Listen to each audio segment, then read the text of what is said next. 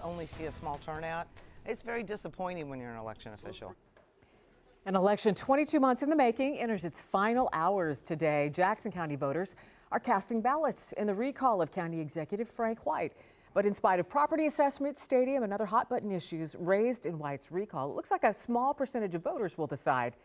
I'm Lauren Halifax. It's expected we'll have most of the results early this evening, maybe 8:30. Of course, that's subject to change, but voter turnout has picked up today. Fox 4's Malik Jackson has more live from the World War I Museum and Memorial. Malik? Yeah, hey there, Lauren. We've talked to the election officials across the county, and they say these are not the numbers that they're wanting to see, but they have increased just a little bit.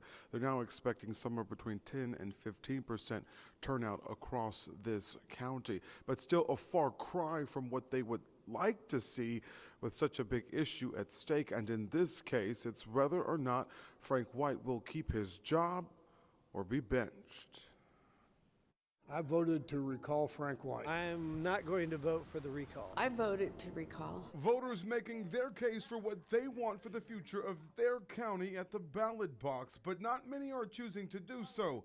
A sad fact for Tammy Brown, the director of the Jackson County Election Board. This election, be it a low turnout, be it one question, it still takes the same amount of work that it does to put on a presidential with 20 or 25 questions.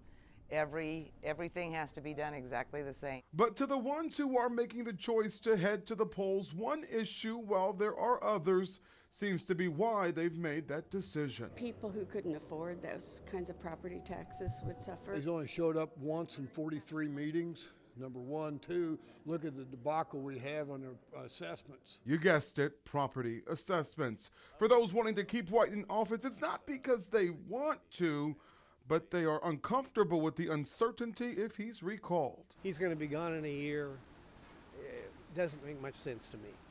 If they had told us, who was going to be the next executive, I probably would have voted for it. You can't vote for something in this election because you don't know what's going to come next. In the end, no matter where you stand, soon we will know the fate of Jackson County's top executive. And again, as you said at the top of the hour, we are just about 2 hours before polls close here in Jackson County. There haven't been issues at the polls. There was some ballot jams earlier this morning, but outside of that, everything is going smoothly. So that is certainly good news for those of you that still want to come out here and make your voices heard. And as always, these directors tell Fox 4 they are so proud of the people that are working these polls, the people that take time out of their schedules to come and make sure that it's adequately staffed. And in this particular case, the window was actually shorter for them to get this election, number one, full steam ahead, but number two, staffed. And so they are incredibly proud of the people that have come out here.